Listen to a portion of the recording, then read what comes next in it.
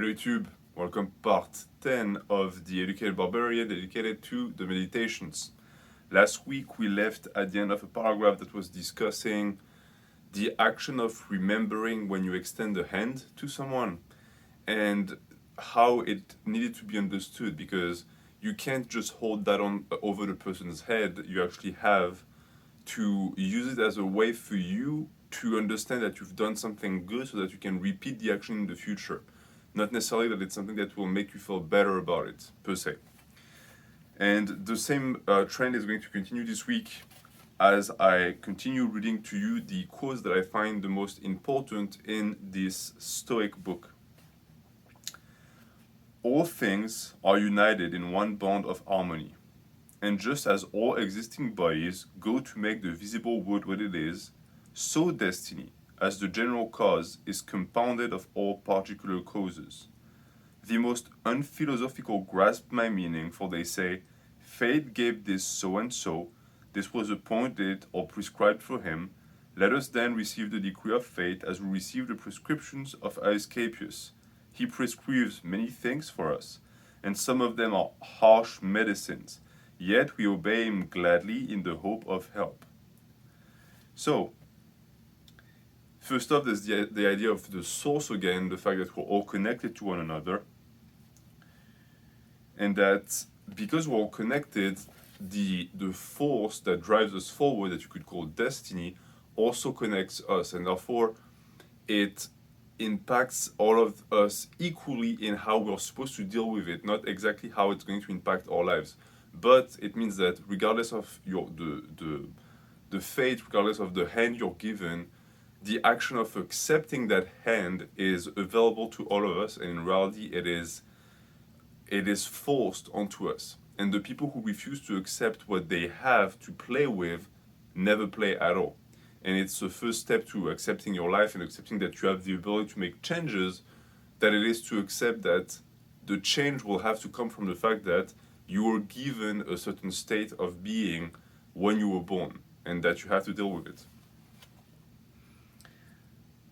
We accept that for two reasons. One, you should content yourself with what befalls you.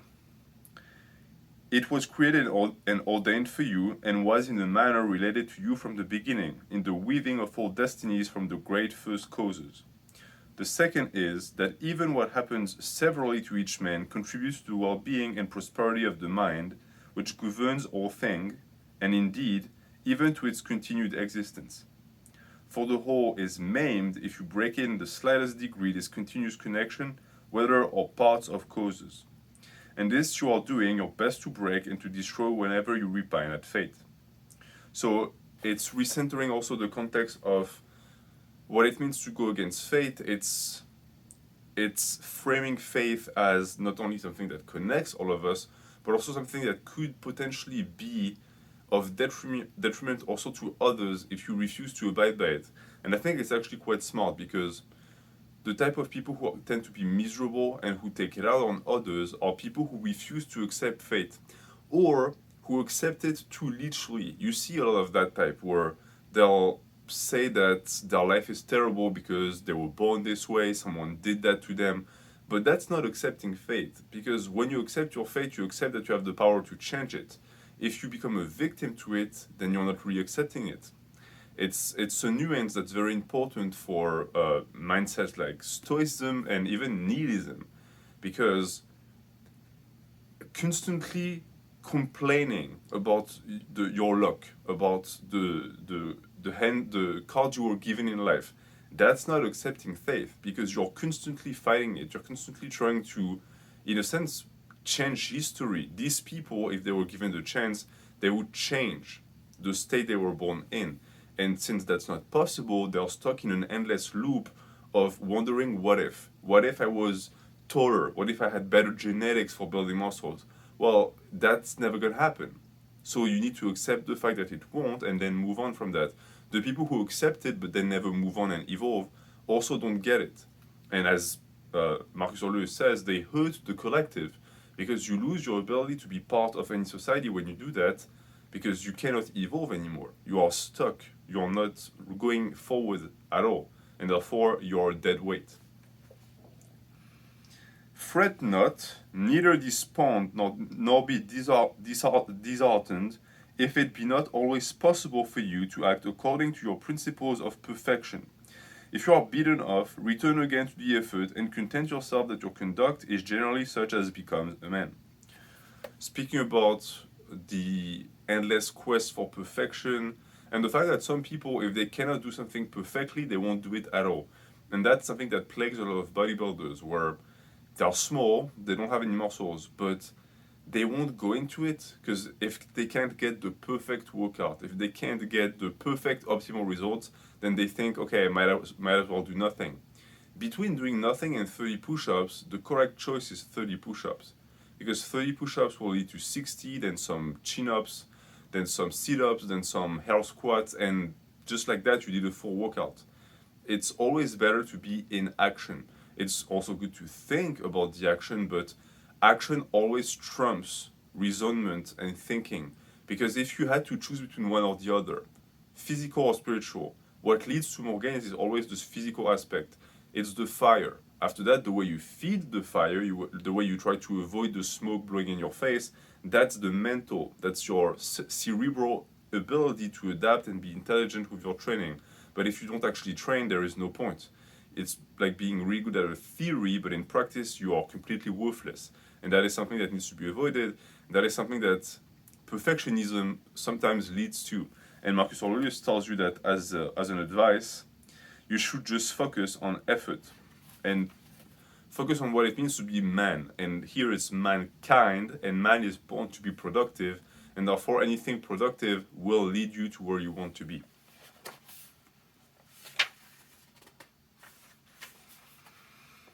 The nature of things is so covered up from us that too many philosophers, and also, that too many philosophers, and then no mean ones, all things seem incomprehensible.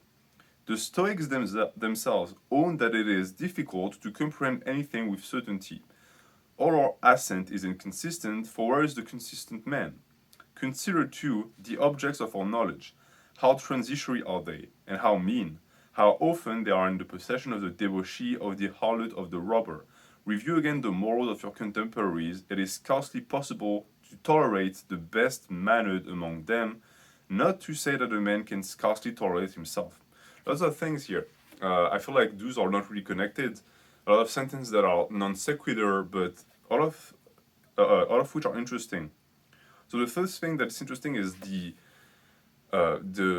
talking about moral relativism and relativism in general, because I have found that when you're intelligent enough, you can push and manipulate a concept so much that it loses its meaning. And truly, I think a sign of intelligence, sadly, is the ability to never be wrong, because you're always able to articulate an argument in a way that is going to make you right, which can be very dangerous because it means that you can completely reconstruct morals and just debunk or take value from anything you want in this life.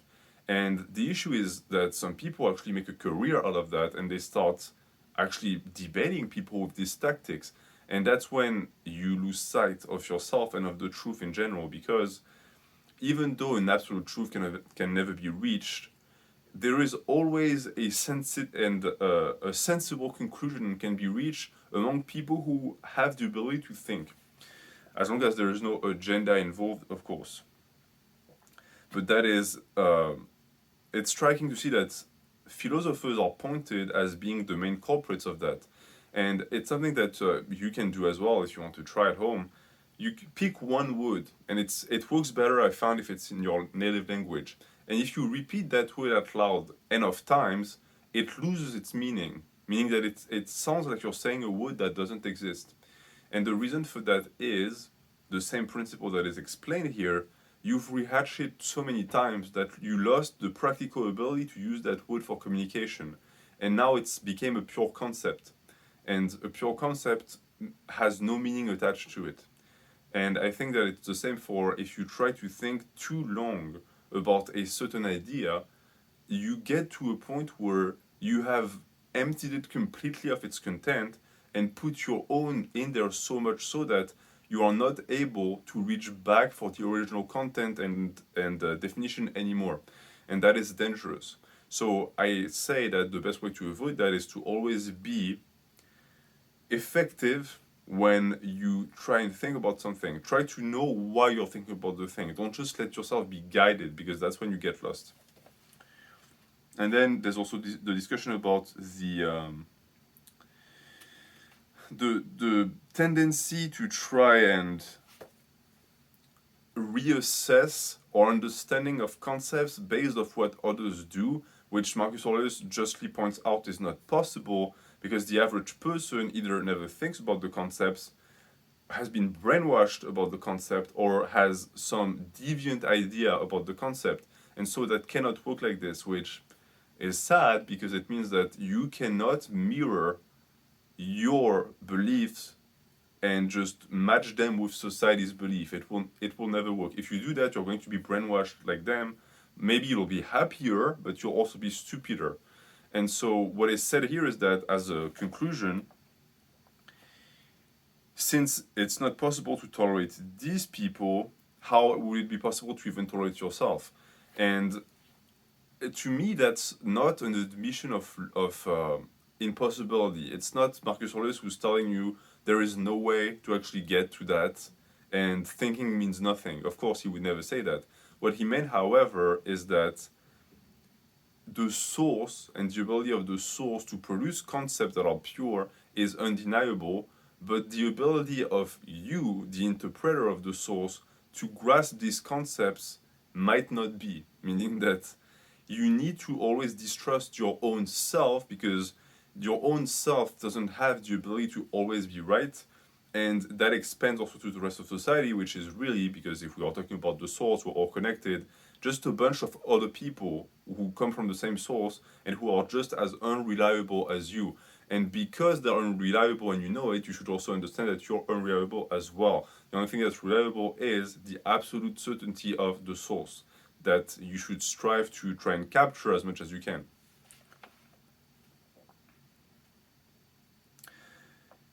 Amid such darkness and filth, in this perpetual flux of substance, of time, of motion, and of things moved, I can perceive nothing worthy of esteem or of desire. On the contrary, we should comfort ourselves as we await our natural dissolution, and not be vexed at the delay, but find rest in these thoughts. First, that nothing can befall us which is not in accord with the nature of all things. Second, that it is always in our power not to do anything against the divine spirit within us. To this, no force can compel us.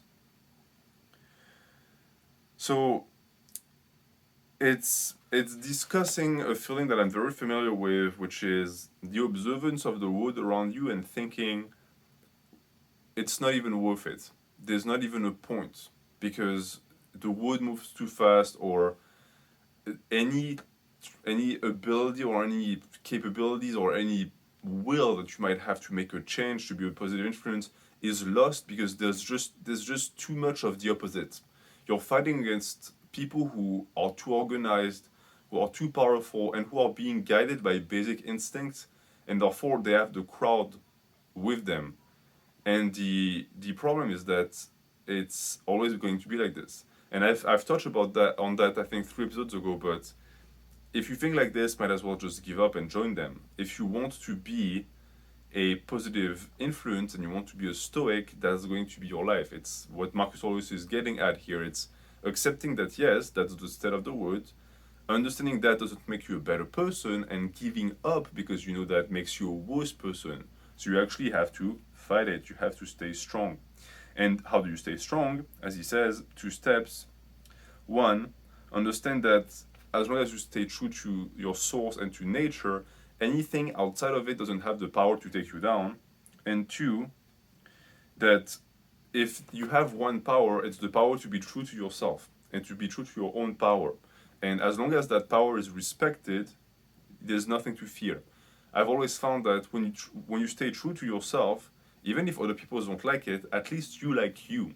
And that's the real takeaway from all that is, you're the one who has to live with yourself all the time. You go to bed with you, you wake up with you. if you make a friend with yourself, you'll be okay. Even if you don't align with what people say is beneficial or even acceptable in society, as long as you're fine and you don't hurt other people, I say do whatever you want. Let me check the time. Nice.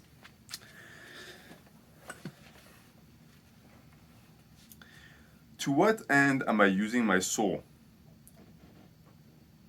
Let me examine myself as to this on all occasions, and consider what is passing now in that part of me which men call the ruler of the rest.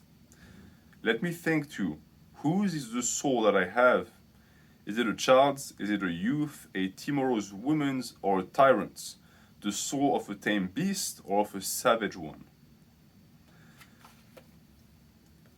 I think it's something we do, but not in the sense that he's doing here, meaning that you are constantly examining your role in the wood and the reason you were brought into that wood in the first place, but you never think about how you are using what was given to you to exist in that wood. You might think about your influence or your future, but you're not thinking about the the part of you that is going to make that future happen and how you're going to utilize it for that specific goal. And so the observance of the soul is actually an important thing, because it's the examination of the self, really. And the same concept was present in the Agakure, where it's a constant re-examination of who you are, because you will find that it's possible to lose touch with yourself. It's possible to go so long without going alone for a long time that you sort of forget who you are. And you can call that dissociation. I think dissociation is a part of that. If you're really busy, if you go into a part of your life where you're really like swamped with work, you'll start looking at yourself in the mirror and something is going to be amiss. You're not going to fully recognize yourself, and that's a sign that you are really starting to dissociate yourself from the source, and that's very dangerous. People who go off the rails, people who sabotage their life, tend to fall into that category. These are people who just forgot who they were, and the issue is that when you forget who you are, you can very easily hurt yourself because you don't know what is going to hurt you, in a sense. So you have to observe your soul. And the understanding of the soul is going to also allow you to make the body match. I have found that what made me the most happy in life was to have a body that is matched with my soul. And my soul was never the soul of a skinny guy. I always wanted to be big. And therefore, I was 1,000 times more comfortable in my skin and more confident when I finally reached a level of muscularity that helped me feel at home. And it's sort of backwards, isn't it? Because the home is the body. So you might think, okay, you're getting the body that you want, so you built the home, and now you feel at home. But in reality, it was mostly the fact that the soul wasn't happy with the home. And therefore, it wasn't really getting the home that I wanted. It was getting the home with the soul in it. And I say that because it, as always with Marcus Aurelius, it correlates with the first paragraph of this statement, because if you forget who you are and you're trying to, I don't know, get a new job, get a new hobby, train your body, how are you supposed to make something that is going to match the soul that you have lost touch with? That's something to keep in mind. The character of your most frequent impressions will be the character of your mind. The soul takes color from its impressions. Therefore, steep it in such thoughts as these. Wherever a man can live, he can live well. So I think this has two meanings. One, we're talking about impressions from other people. Two, we're talking about impressions that you impose upon yourself.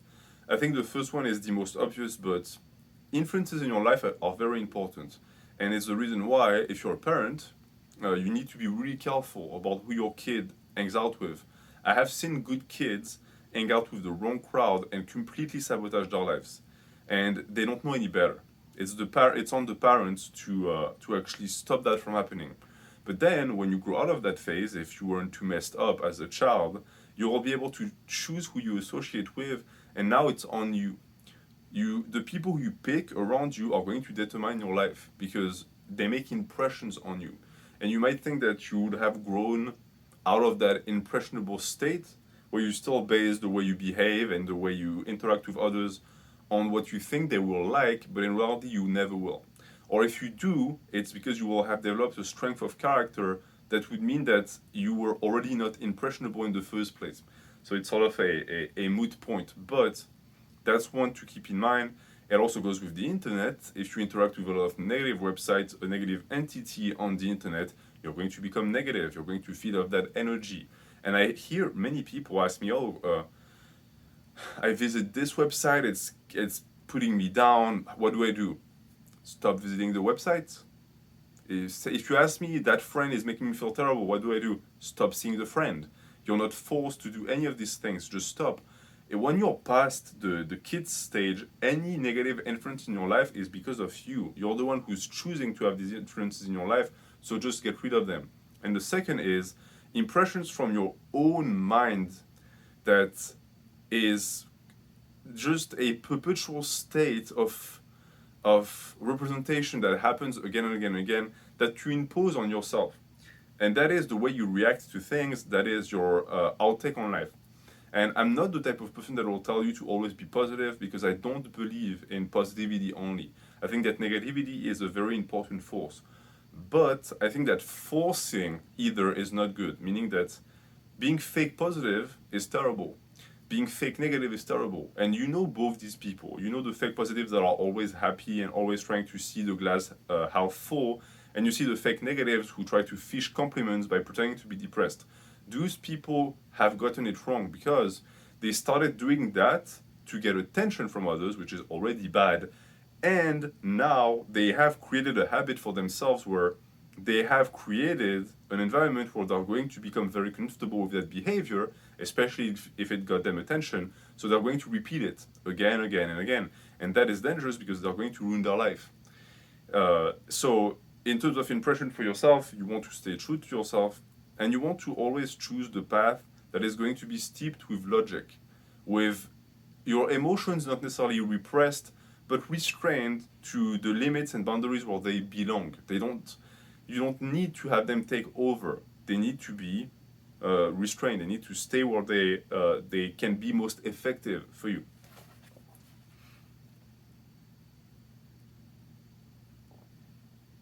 Now, for reasoning beings, society is the highest good, for it has long since been proved that we were brought into the world to be social.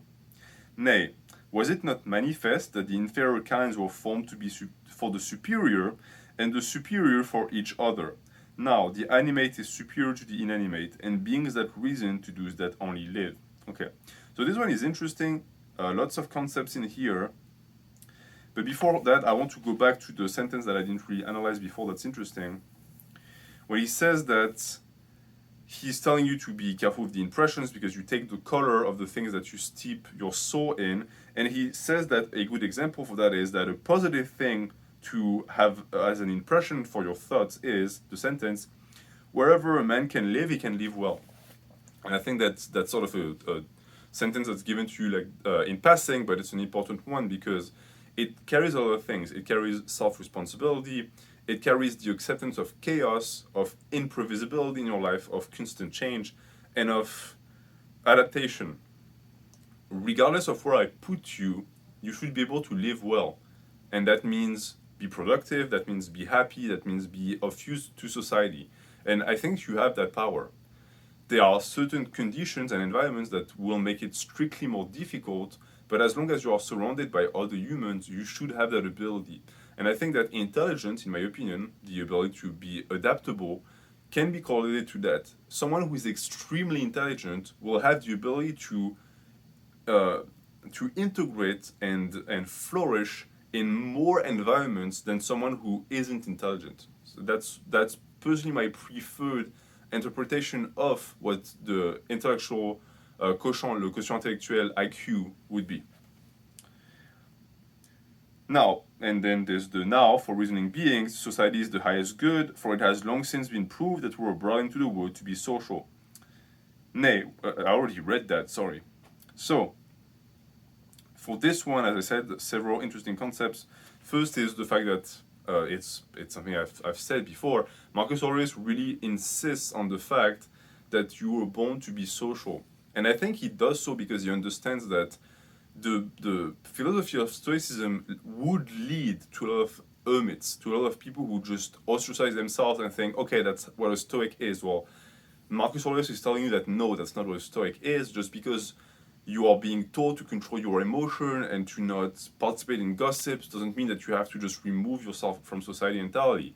It means, however, that within society you will be tested by forces that make it more hard to be a Stoic. It's easy to be a Stoic if you're by yourself in a cave, because in reality, the emotions, what you perceive to be your emotions, come from others. If you actually took a tally and you wrote down, okay, today I was sad, I was angry, I was jealous, write down the reason. It's always other people, meaning that the stimulus comes from others and you decide to react like that because you let the feelings go through. But what triggered the feeling was them.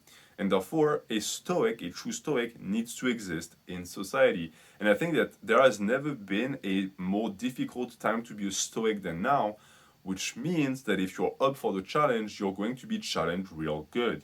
And more challenge is always better. So that's the first part. And he says that that makes a lot of sense because we were brought up to be social. And this is, it's pretty much evolutionary biology in a sense and psychology, because we are brought up to be social, but we were not always this way. It's just that the groups of humans that made it through are the ones that decided to be social, because the group has an advantage over the individual, and the individual has advantages over the group. But evolution has dictated that the group has a stronger chance of passing down their genes and therefore surviving. So we are social by default. And it's interesting to see that nowadays, some people would think, and me myself also, I do believe that in certain instances, it was easier to be a pure individual back in the days, and yet there's also some truth to the fact that it is easier now than never. You can literally live and never talk to anyone and still, go through life today in our modern society. Now, does that mean that it's a life worth living? I don't think so. Even someone like me, who is not antisocial, because antisocial is a diagnostic, and it sometimes means that you're a danger to others, but introspective, what is the term? Introvert. Someone who's highly introverted. Even I recognize that I wouldn't be able to just live by myself. I would be able to, but it would be a life wasted. So it needs to be resisted. And then he's talking about inferior beings. In reality, when he talks about them, he's talking about animals. And he says that animals exist strictly for the ability of the superior to take care of them, to actually, to use them for their own benefit. And that's a mindset that you find in the Bible, in many religious scripts, because animals were supposedly put on earth for our use. And if you think about it, it's an anthropomorphic mindset. It's anthrocentrist, because it's true that if you just think of it based on our own lives and our own benefit, what good is a cow? It's just in a field, it's eating, well, it's super. No, it's supposed to serve us. It's supposed to be making milk for us. We're supposed to kill it to eat it. But objectively, if you could ask the cow, if the cow suddenly could talk, they would tell you that they don't want that. Because what's the benefit for the cow? I mean, there's a lot to say about that. You could say that, oh, the cow is provided shelter and free food. Well, in my country, in the mountains where my family lives, there are wild cows. They don't need men. They have horns. They can mess up coyotes and wolves if they want. They don't need anyone. So it's a discussion that actually I will expand on when I do a video about veganism. So I'm not going to talk too much about that here. But it's something that personally fascinates me. And the animate is superior to the inanimate, so the living is always superior to an item, which is a hierarchy that I think most people can agree with. But then the beings with reason are superior to those that only live. So Marcus Aurelius defines animals as only living, which is a theory that is very prevalent in Western school of thoughts, where animals are seen as existing only on instinct, and us humans are supposed to only exist on reason. And I think that there's the truth, but it's not entirely true, meaning that humans also live their life based on instinct sometimes. For example, a sexual drive is an instinct. It's not intellectual. We intellectualize it because it makes us feel better about being human, but in reality, it's pheromones, it's your hormonal production, it's the context. All of that, I mean, you can try and make it seem romantic. In reality, it's just we're horny monkeys. That's it. And on the flip side, I do think that animals can reason. It's not all instinct. They have the ability to reason sometimes, but for them, it's mostly instincts. For us, it's mostly reason. That's the discrepancy, that's the difference. Does it mean that we're better than them? No, it means we're smarter than them, because we have abilities to project ourselves, we have abilities to be abstract, we have abilities to construct things with our hands that are given to us because the portion of our mind dedicated to the reason is much, much bigger. And we're going to do two more, and I'm going to leave you with that. Material things cannot touch the soul, nor have any access to it. Neither can they bend or move it. The soul is bent or moved by itself, and remodels all things that present themselves from without in accordance with whatever judgment it adopts within. Self-evident, but there are some people that don't get it, people who are highly materialistic, who are very attracted to wealth, fame, etc., believe, or actually try and convince themselves, that it's their soul who loves the money. It's their soul who is attracted to it, whatever shines. But in reality, that's not true. It's a perverted part of what they consider to be their soul that they shaped like this. But in a sense, those people try to blame the money. Like it's the money's fault that I'm attracted to it. No, you have made it so that you're attracted to it. The money has no power or draw over you at all. If you were to present money to someone who doesn't want it, as much money as you could bring that person, it would never have a grab or a draw on them because their soul is just completely impervious to it.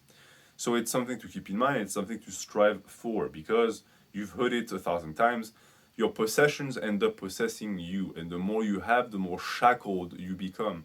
I truly encourage anyone, especially people in their 20s, to reduce the amount of things they buy as much as possible. Try to go a month without buying any good that is non-perishable, and just see what it does to your life. You really don't want to start accumulating things when you're in your 20s, because think about what's going to happen when you're 40 or 50.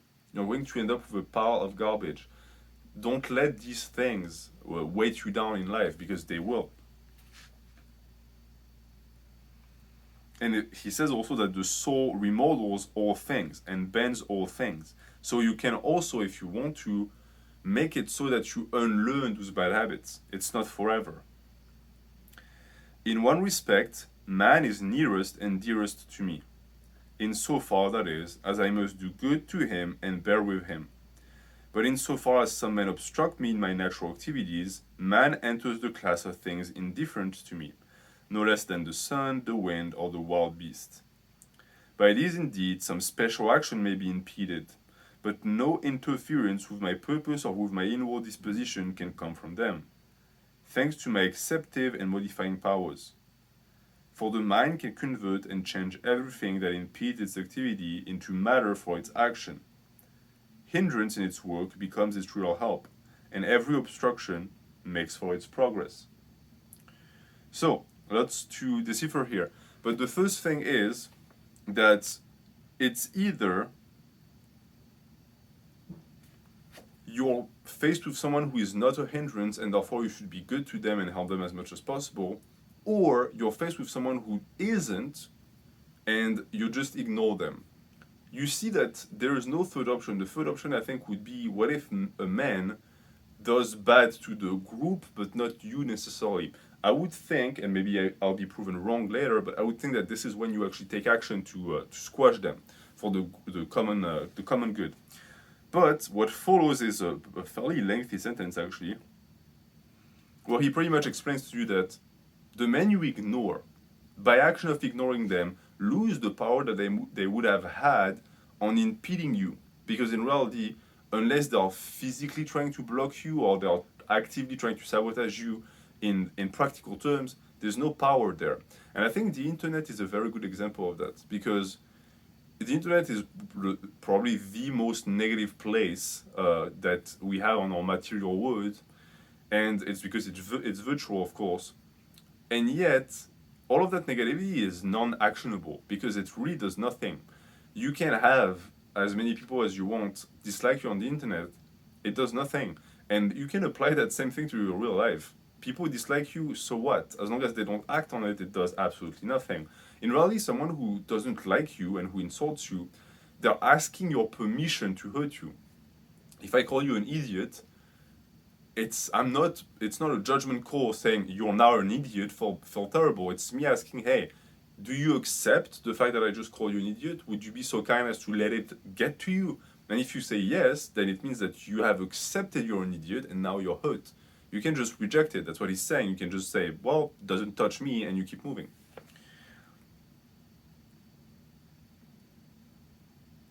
And that's sort of the end word of it, not only can you reject those things, you can also use them for fuel.